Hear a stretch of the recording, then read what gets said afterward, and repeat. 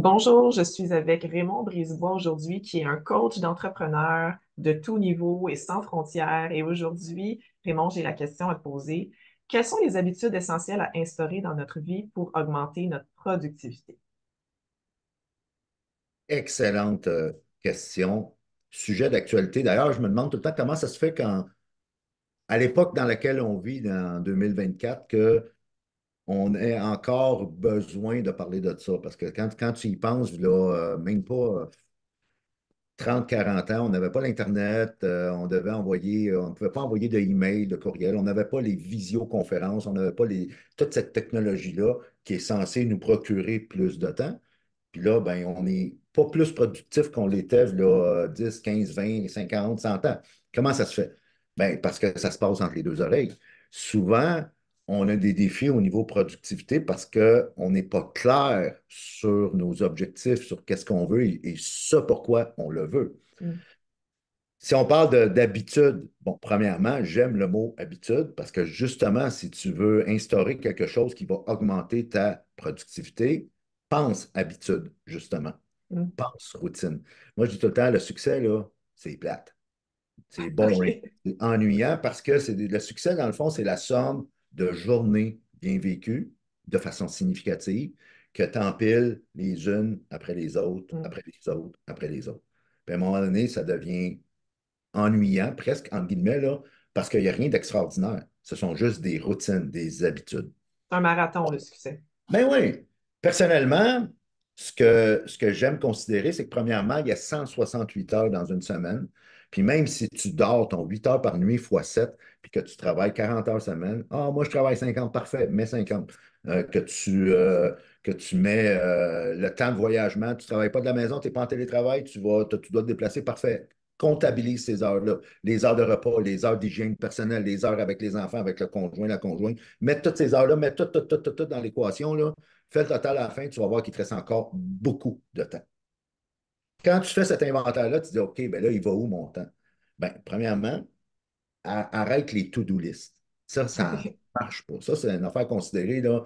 Ça ne marche pas parce que la preuve, on en parle souvent, toi et moi, il n'y a personne qui arrive à 3h30 de l'après-midi puis qui regarde sa to-do list et qui dit, Hey, j'ai tout accompli hier, j'ai plus rien à faire. Ça n'arrive pas. À la place, moi, j'utilise la technique du time blocking. OK. Premièrement, peu importe ce que tu as, c'est quoi tes activités dans la vie, là. Tu sais, ta vie professionnelle, ta vie sociale, ta vie familiale, puis ta vie, peu importe si tu fais de bénévolat à un endroit, on a juste une vie. Nous ne sommes qu'une seule personne, donc tu devrais avoir un agenda qui Mm. comprend toute ta vie. Et moi, depuis quelques années, me procure beaucoup de liberté, c'est que je mets tout, tout, mais tout dans l'agenda. La technique du time blocking, là, c'est que mes temps de sieste, mes temps du gym, mes temps de voyagement, mes temps avec mes clients, mes temps de lecture, mes temps de prière, mes temps de préparation, mes temps de méditation, mes temps de tout, tout, tout, tout, Tes tout, temps de relaxation? tout, tout. Toutes. C'est contre-intuitif parce que ça pourrait paraître lourd et moi, ça allège ma vie parce que je suis libre. Tout est là. Mm. Il n'y a aucune tâche, il n'y a pas de to-do list, rien qui ne se retrouve pas là. Tout est là. Ce que ça fait, c'est que c'est des rendez-vous avec moi-même. Et c'est souvent là que ça achoppe quand on parle de productivité, parce qu'on ne respecte pas ses engagements envers nous-mêmes. Mm. Si tu as rendez-vous chez le médecin, là, puis on sait que c'est tough souvent avoir un rendez-vous avec ton médecin, là. Mais là, tu as réussi à l'avoir, le rendez-vous avec ton médecin, là, puis tu as hâte de le voir pour régler un problème que tu as, là. Ça va être en rouge, surligné, puis highlighté dans ton agenda, tu ne veux pas le manquer. Bien, fais la même chose avec tous tes autres rendez-vous avec toi-même. Tout devrait être dans l'agenda, ce qu'on appelle la technique du time blocking. L'autre technique en productivité qu'on peut considérer, c'est ce qu'on appelle la loi de Parkinson. Parkinson, rien à voir avec la maladie. On parle d'un économiste là, dans les années 50 qui avait fait des recherches puis qui a déterminé que l'être humain, on est porté, puis il avait fait ça avec des fonctionnaires là, dans la fonction publique. Si on te donne 2 heures pour faire une tâche, tu vas prendre 2 heures. Si on te donne 3 heures pour faire une tâche, tu vas prendre 3 heures. C'est qu'on a tendance à prendre le temps qui nous a été alloué pour faire la tâche. Le stress, qui est un mot qu'on n'aime pas, là, sauf Mm. que utilisé en bon escient, le stress, ou appelons ça la pression, La pression, ouais. peut être ton ami. Tu peux OK. Et à bon escient, tu peux faire des tests. Alors, la tâche que tu avais l'habitude de faire en 2 heures, essaye de la faire en 1 heure et demie ou en OK. 1 heure 3 quarts. Puis tu vas t'apercevoir que c'est peut-être faisable. C'est souvent faisable. Ça, c'est la loi de Parkinson. Et ça, tu vas être capable de faire ça puis de l'appliquer, la loi de Parkinson. Puis là, on va carrément sortir dans le champ gauche, là, le sommeil. Souvent, quand on manque de temps, c'est contre-intuitif encore, c'est parce qu'on ne dort pas assez. Ouais, On mais n'a je pas manque. récupéré, on n'a pas l'énergie dans notre Ah oui. corps. Ouais, mais ça ne marche pas, là, coach, je manque de temps. Alors, c'est pour ça que je dors juste 3 4 heures par nuit parce que je n'ai pas de temps. Mais tu veux-tu avoir du temps? Dors ton 8 heures par nuit, ça va te générer du temps. C'est là que c'est Mm. contre-intuitif parce que la tâche qui te prenait 2 heures à faire, tu vas t'apercevoir que, oups, en 1 heure, tu l'as fait. On est beaucoup plus focus, ça va plus vite, là. Plus créatif, plus focus, plus Mm. clair, plus performant. Donc, le Fait que, sommeil est un investissement en soi-même. ben oui! Mm. Puis de toute façon, là, on parle de productivité, mais on pourrait parler santé, puis ce serait la même Oui. chose, là, c'est que tu es en train d'hypothéquer ta santé mentale, ton cerveau après l'âge de 50 ans, quand tu n'as pas une moyenne de 7,5 heures de sommeil par nuit, et ce, 80 du temps. La OK. science le prouve maintenant. Heureusement, de plus en plus, la science s'attaque à cette réalité-là du sommeil et l'organe dans le corps humain qu'on a le plus de besoin pour tout. Tout, quand on parle de performance, là, entre autres la productivité qui est notre sujet, tu as besoin de ton cerveau. Puis ton cerveau, tu vas en prendre soin quand tu as un sommeil optimal. Mm. C'est pour ça qu'on manque tout le temps de temps et qu'on ne se sent pas productif parce qu'on ne prend pas soin de notre cerveau, souvent la plupart du temps. L'autre chose à considérer, c'est la fameuse délégation. Comment tu peux, une habitude essentielle à instaurer pour être plus productif, as-tu besoin que ce soit toi qui fasses la tâche? C'est pas parce que tu es bon à faire quelque chose que c'est toi qu'il faut qu'il le fasse. Mm. J'ai un de mes clients, il est bon en finance. Il s'est aperçu que faire les payes dans sa compagnie, ça lui prend 3 fois moins de temps que la fille au paye. Sauf que la fille au paye est payée 20 pièces de l'heure.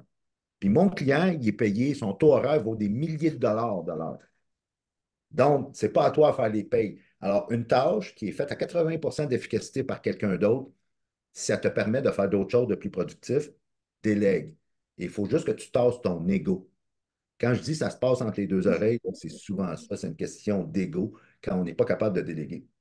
Puis là, on se retrouve occupé à être occupé. Busy being busy. Donc, là, pour résumer, tu nous as parlé de déléguer. Tu nous as Oui, parlé de la loi du Parkinson qui est d'essayer de se donner un défi de faire la même tâche, mais en moins de temps. oui, Puis au début de la vidéo, tu nous as parlé du time blocking. oui. Donc, ça veut dire qu'on peut utiliser pour le time blocking, je pense à Google Calendar, Bon, par tu sais, moi, je exemple. dis tout le temps, par exemple, je dis tout le temps, il n'y a pas de bon et mauvais système, il y a juste un système que tu appliques ou tu n'appliques pas. Donc, l'outil n'est pas important, c'est juste dans le fond En même de... temps que tu es engagé envers toi-même à travailler l'outil puis à mettre le. Tu sais, c'est plan your work puis work your plan. Choisis l'outil qui fonctionne pour toi, qui est Hmm. conforme. Après ça, sois diligent. Puis, prends, tu sais, au niveau mindset, là, engage-toi envers toi-même. Quand tu as Oui. des amis autour de toi qui ne sont pas engagés envers toi-même, là, tes floches, là, souvent, tu vas les éliminer, mais sois ton meilleur ami. Engage-toi envers toi-même.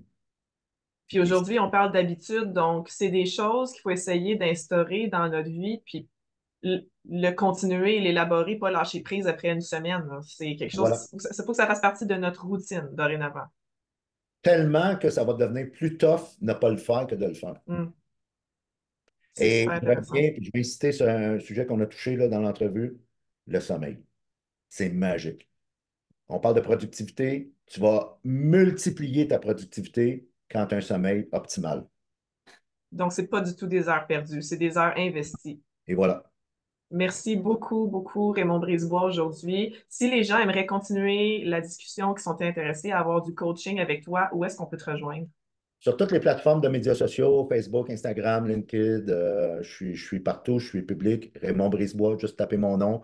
Je suis facile à trouver et ça tombe bien parce que j'offre beaucoup de valeur, beaucoup de contenu de façon régulière. Donc, vous pouvez venir me voir, ça va me faire plaisir. Tu as aussi un podcast qu'on peut voir, qu'on peut regarder sur YouTube. Et Raymond a Passe entre les écrit deux un oreilles. livre, Ça se passe entre les deux oreilles, que j'ai lu, dévoré et que j'ai annoté à plusieurs endroits que je consulte encore. Merci beaucoup et à la prochaine. Bye bye.